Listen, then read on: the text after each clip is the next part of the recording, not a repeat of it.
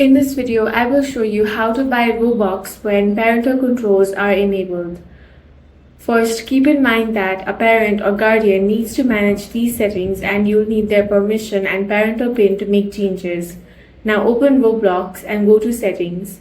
Then find Parental Control. If parental controls are managed by a parent or guardian, have them sign into the account that manages the settings and enter the parental PIN. Next, check the monthly spending limit and make sure it allows the purchase you want to make. Also review the purchase and spending settings to ensure Roblox purchases are permitted. You should also check whether additional parental controls are enabled, such as Apple Screen Time, Google Family Link, Xbox, or PlayStation, since these settings can restrict purchases even when Roblox itself allows them. Once the appropriate settings have been approved by a parent or guardian, return to Roblox and select Buy Robux.